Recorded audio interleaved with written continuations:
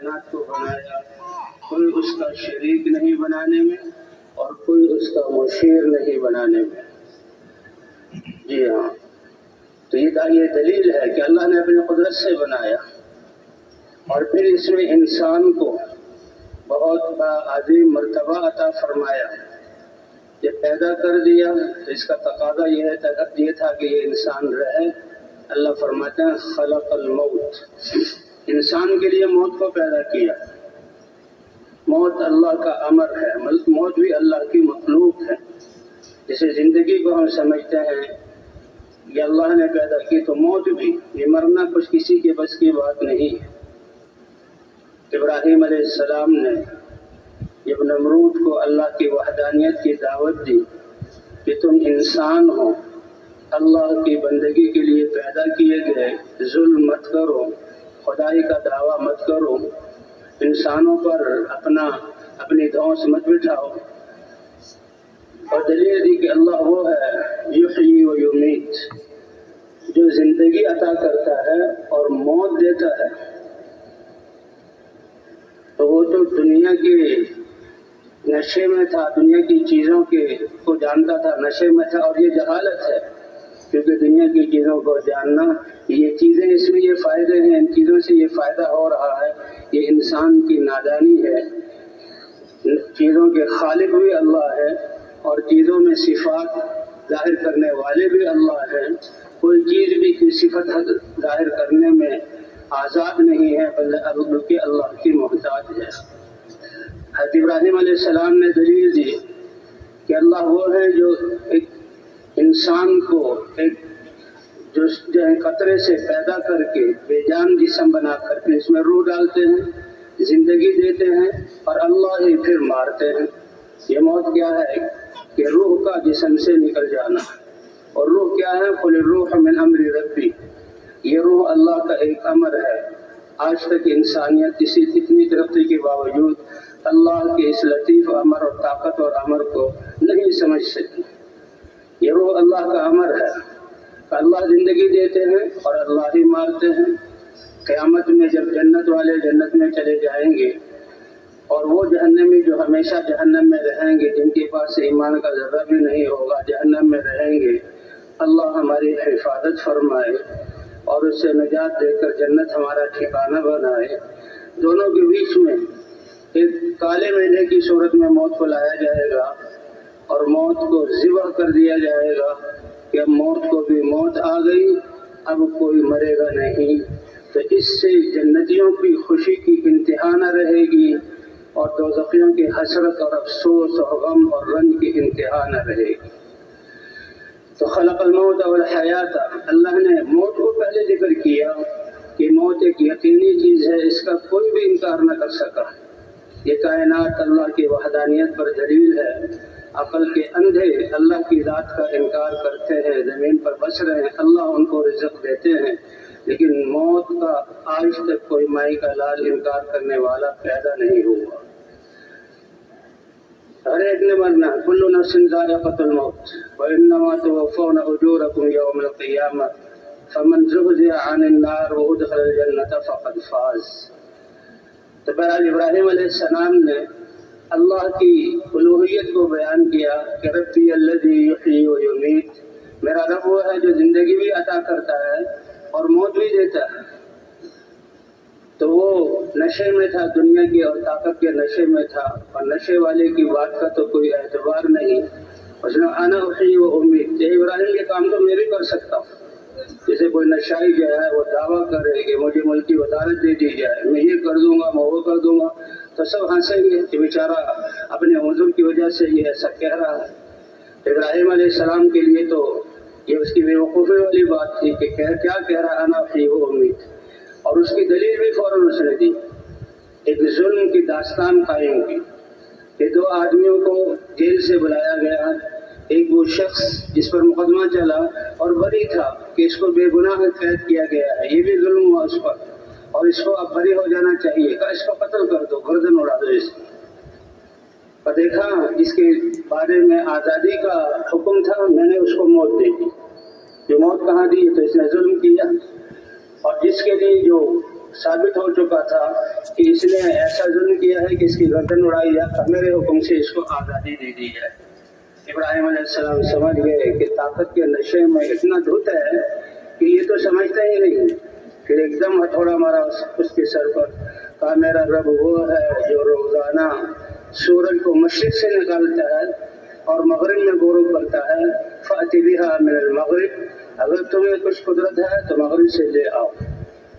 तो एकदम हक्का बक्का रह गया और लाजवाब, जी हाँ लाजवाब हो गया, कोई जवाब नहीं था। ये अल्लाह की निशानी है। वआयतुल लहुमुल लैल नस्लखु मिनहुन नहार, ए ईमान वालों ये आरात हमारी निशानी है, इससे हम दिन को खींच के निकालते हैं। और दिन के बाद इन्न फी इख्तिलाफिल लैली वन नहार वल फुल्की लती तजरी फिल बहरि बिमा यनफ़उन नास, रात दिन का आना जाना और इनका घटना बढ़ना ये सब अल्लाह की निशानियों में से निशानियाँ हैं। तो कहा तुम मगरिब से निकाल के दिखा दो। रिवायत में आता है अल्लाह ताला ने कहा कि मेरे खलील ने मेरी वहदानियत को समझाने के लिए ये दलील दी कि अल्लाह मशरिक से निकालता है, तुम मगरिब से निकालो। यानी अल्लाह कादिर है, जो मशरिक से रोजाना निकालता है वो मगरिब से भी निकालेगा। तो रिवायत में आता है अल्लाह ने कहा इब्राहिम मुझे अपने उलू शान की कसम, जब तक दुनिया को मैं सूरज को मगरिब से निकाल कर न दिखा दूं तो क़यामत कायम नहीं करूंगा, जब तक मैं मगरिब से निकाल कर न दिखा दूं। अल्लाह के रसूल सल्लल्लाहु अलैहि वसल्लम ने फरमाया क़यामत की बड़ी निशानियों में से एक निशानी ये है कि सूरज मगरिब से निकलेगा। हर यानी ये अल्लाह का निज़ाम है। ये सूरज अल्लाह के दरबार में हाजिर होता है, सजदा करता है, एक मकाम है इसका जो हम अपनी शक्ल से नहीं समझ सकते, इजाज़त लेता है, उसको तुलू होने की इजाज़त मिलती है। लेकिन जब वो गुरूब होगा उस दिन तो अल्लाह उसको रोक देंगे, तुलू होने की इजाज़त नहीं होगी। और रिवायत में आता है कि वो रात 3 रातों के बराबर बड़ी हो जाएगी। और उस रात के ये एक फरमाया कि जब सूरज मगरिब से तुलू हो गया तो फिर अल्लाह तौबा के दरवाजे को बंद कर देंगे, क्योंकि ईमान का ताल्लुक गैब के साथ है, ईमान का ताल्लुक नबियों की तस्दीक के साथ है, ईमान का ताल्लुक अल्लाह के कलाम के साथ है कि नबियों की बात को मानना। जी हाँ, तो अल्लाह ताला उस सूरज को रोक देंगे 3 रातों के बराबर। और सबसे पहले एहसास किसको होगा? सबसे पहले ये रातों को उठकर अल्लाह के सामने रोने वाले और अपने वज़ाइफ और दुआओं को पूरा करने वाले, कि भाई नींद भी थोड़ी सी पूरी कर ली, वज़ाइफ भी पूरे हो गए। ये क्या तब्दीली आई है कि सूरज निकल नहीं रहा। उन सब उनको पहले वो बेदार हैं और वो अल्लाह के यहाँ अक्लमंद हैं कि सिर्फ इंसान की कीमत उसकी सिफात की वजह से, तो उनको एहसास होगा। फिर ये जानवर, ये बकरियां मिमियाएंगी, ये भूखी हो तो फिर इनसे ये आवाज़ निकालती हैं। ये तो अल्लाह का निज़ाम है। फरमाए परिंदे अपने घोंसलों में अल्लाह का जिक्र करते करते सो जाते हैं और जब रात का वक्त गुजर जाता है सुबह सादे के वक्त ये उठते हैं, पहले ये अल्लाह के जिक्र में लगते हैं और फिर जब सूरज की रोशनी होती है तो ये रिज़्क़ की तलाश में निकलते हैं। अल्लाह इनको बगैर किसी मशक्क़त के इनका रिज़्क़ अता फरमाता है। ए इंसानों तुम तो बहुत अज़ीम हो।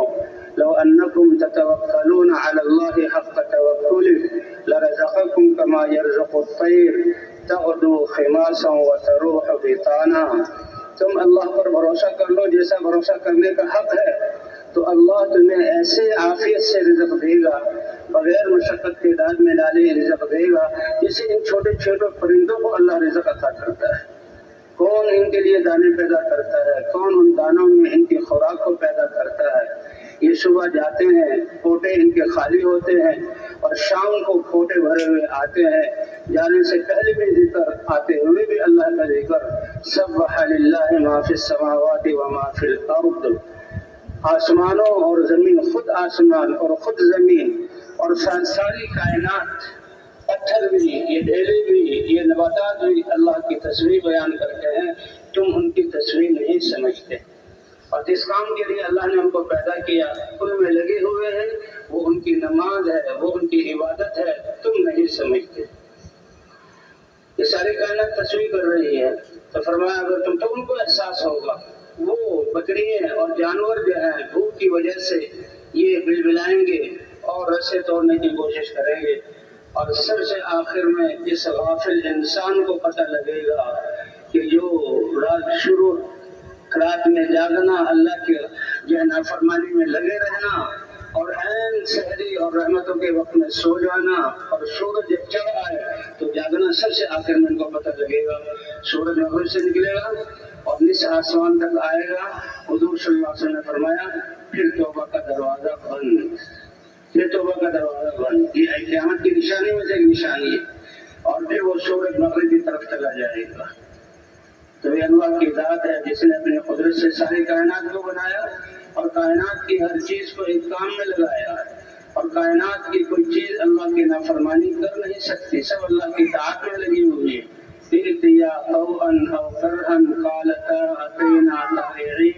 اللہ فرماتے ہیں کائنات کو پیدا کر کے ذکر آسمان اور زمین کا کیا کہ انسان کے لیے سب سے بڑی چیز یہ ہے، اور مراد کائنات کی ہر چیز ہے، ہر مخلوق ہے۔ پوچھا تم خوشی خوشی حکم مانو گے یا زبردستی طاقت سے منواؤں؟ تو ان میں اتنا شعور ہے رب العالمین، آپ کی وہ ہستی جس نے پیدا کیا، جو ہمیں باقی رکھے ہوئے ہے، اور جو ہمارے نشو و نما کرتا ہے، ہماری مجال نہیں کہ آپ کی ذرہ برابر نافرمانی کر سکے۔ جو انسان جرأت کرتا ہے باوجود عقل کے ہونے کے اور اتنی نشانیوں کے ہونے کے، یہ انسان جو ہے اس بات کی جرأت کرتا ہے کہ یہ غفلت میں پڑتا ہے۔ حضرت موسیٰ علیہ السلام، اللہ تعالیٰ نے بنی اسرائیل کو جب وہ مصر کی ساری نعمتیں عطا کی تھی یوسف علیہ السلام کی دعوت کی وجہ سے، ان کی حسن تجوید کی وجہ سے، لیکن جب اگلی نسلیں وہ اللہ سے نافرمان ہوئی تو پھر اللہ نے نعمتیں چھین لی۔ اس لیے اللہ کے رسول صلی اللہ علیہ وسلم نے ہمیں دعائیں سکھائی ہیں، اللہم انی اعوذ بک من زوال نعمتک۔ اللہ آپ تو منعم ہیں، آپ تو احسان کرنے والے ہیں، آپ تو کریم ہیں، بغیر مانگے سب کچھ ہمیں عطا کرتے ہیں۔ اے اللہ ہمارے جسموں سے ایسے اعمال صادر ہو جائیں جن اعمال کی وجہ سے یہ نعمتیں ہم سے ڈر جائیں، اے اللہ اس کی پناہ مانگتے ہیں۔ اللہ تو دیتے ہیں، بغیر مانگے دیتے ہیں، لیکن جب انسان خود ہی اپنی تباہی کے اسباب جمع کرتا ہے، یقین کو غلط کر لیتا ہے اور جسم کے اعمال کو بگاڑ دیتا ہے اور اپنی جان پر اللہ کی نافرمانی کر کے ظلم کرتا ہے، تو پھر یہ نعمتیں ٹلتی ہیں۔ اللہم انا نعوذ بک من زوال نعمتک وتحول عافیتک۔ آپ تو امن دینے والے ہیں، اور آپ نے تو انسان کو امن دینے کے لیے بنایا، لیکن ہمارے دلوں کے یقین بگڑ جائے اور ہمارے اعمال بگڑ جائیں، ہم روئے زمین کو ظلم سے بھر دیں، عافیت ہمارے دلوں سے نکل جائے اور خوف اور پریشانی یہ ہمارے دلوں میں آ جائے، اے اللہ ہم اس کی پناہ، اس سے پناہ